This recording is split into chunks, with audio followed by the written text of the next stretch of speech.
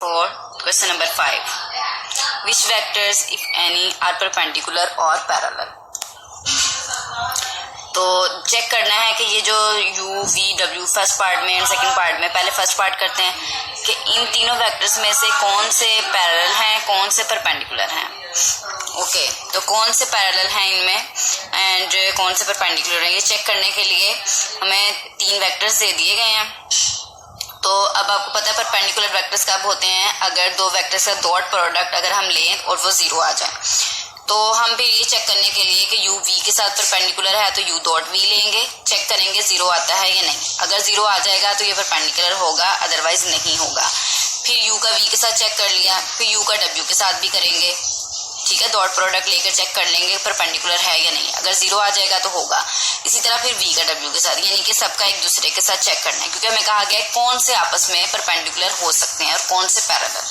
तो पहले perpendicular check कर लेंगे, अगर परपेंडिकुलर हो गया तो फिर पैरेलल चेक करने की जरूरत नहीं है।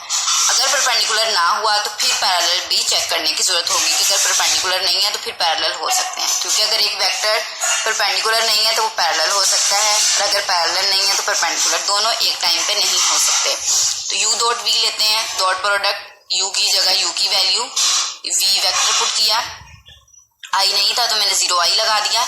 डॉट प्रोडक्ट लेंगे, i को i के साथ, j को j के साथ, k को k के साथ, आंसर आया -6 जो कि जीरो के बराबर नहीं है। इट मीन्स के u जो है वो v के साथ परपेंडिकुलर नहीं है।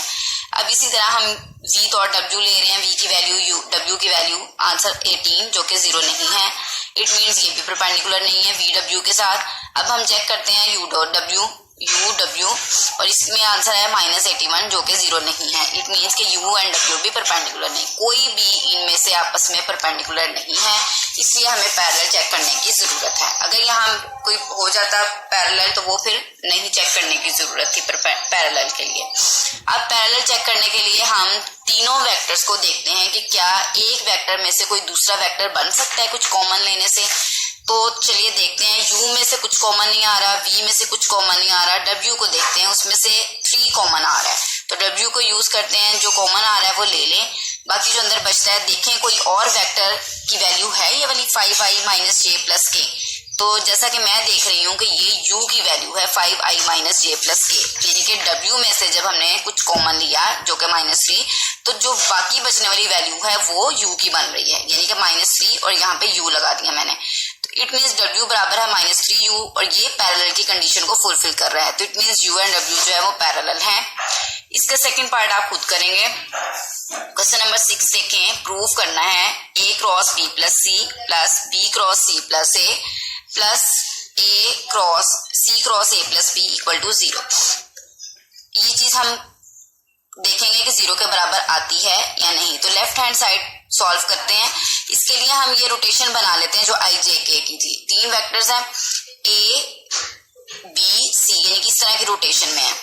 अब a को पहले अंदर मल्टीप्लाई कर लिया, इनके क्रॉस प्रोडक्ट ले ली, a क्रॉस b लिख लिया प्लस a क्रॉस c, यानी कि अंदर इनके क्रॉस प्रोडक्ट्स ले ली, plus b cross c plus b cross a, c cross a plus c cross b। अब a क्रॉस b किसके बराबर है, वो इस साइकिल से आएगा। a क्रॉस b देखें, a b उससे नेक्स्ट वाला a क्रॉस b बराबर आएगा c के, उसकी जगह लिख दिया a क्रॉस b c के बराबर, a cross c।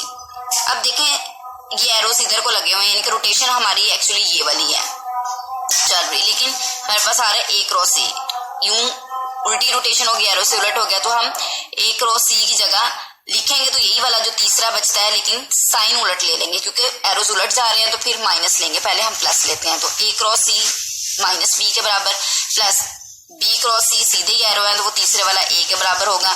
b cross a ये भी उलट हो रहा है तो हम इसको माइनस c के बराबर ले लेते हैं। c क्रॉस a b के बराबर एंड c क्रॉस b ये भी उलट है तो माइनस a के बराबर, यानी कि जो तीसरा बचने वाला जिसको हम ले रहे हैं तीसरा बचने वाला उसकी क्रॉस प्रोडक्ट है। ये साइड पे लिख दिया है कि अगर a क्रॉस b c के बराबर है तो अगर इसका उलट होगा b क्रॉस a तो वो माइनस हो जाएगा माइनस c के बराबर।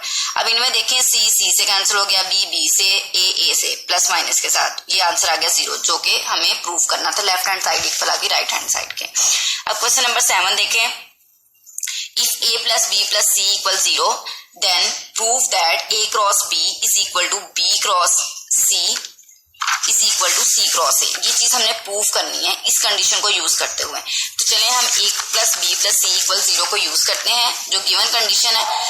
तो इसका क्रॉस प्रोडक्ट लेते हैं, पहले लेंगे ए के साथ इस वाली का, फिर इसी वाली इक्वेशन का क्रॉस प्रोडक्ट लेंगे बी के साथ, फिर उनको कंबाइन कर देंगे तो रिजल्ट हमें इंशाल्लाह मिल जाएगा।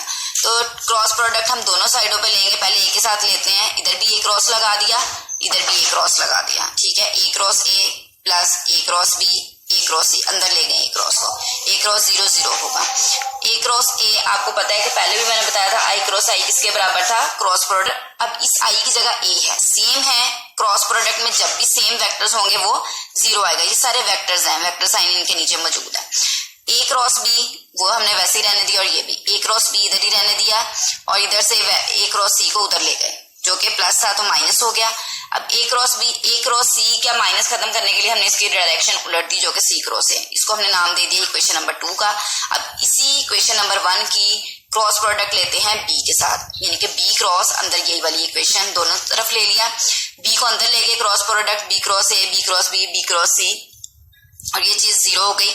इसमें भी बी क्रॉस बी जो सेम थे वो 0 हो गए, बाकियों का हम वैसे ही रहने दिया।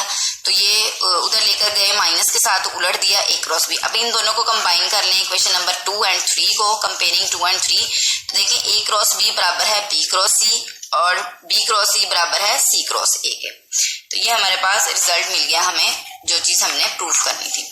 क्वेश्चन नंबर 8 जो है वो साइन वाला है, जो कि आप खुद करेंगे, sine alpha minus beta is equal to formula है, ये आप कॉस की तरह प्रूव करेंगे।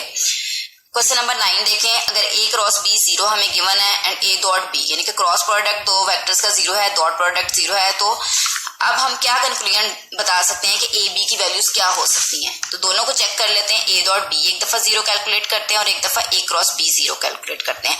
ए डॉट बी का फार्मूला लगा दें जो कि ए बी कॉस थीटा के इक्वल होता है, 0 राइट साइड पे वैसे ही चलता जाएगा। अब ए बी तो 0 नहीं है, कॉस थीटा 0 के इक्वल होगा, थीटा कॉस इनवर्स चला गया, जब आप कैलकुलेटर से फाइंड करेंगे ये 90 डिग्री आएगा। अगर थीटा 90 डिग्री है तो इसका मतलब है ए बी आपस में परपेंडिकुलर है, ये चीज हो गई। अब दूसरी तरफ चलते हैं, A cross B equal 0, A cross B का फार्मूला लगा दें क्रॉस प्रोडक्ट का, जो कि A B sine theta equal 0 के बराबर होता है, और यहाँ से ए बी 0 नहीं है तो साइन थीटा, थीटा तो वैल्यूज आ गई 0 पाई। इट मीन्स कि ए बी पैरेलल है, दो वैल्यूज आ रही हैं, तो this at the same time perpendicular भी आ रहा है ए बी और पैरेलल भी आ रहा है, जो कि पॉसिबल नहीं है, इसलिए एक वेक्टर लाजमी इन दोनों में से 0 होगा। यही कंक्लूजन हमने निकाल दिया कि दोनों में से ए या बी लाजमी 0 होगा।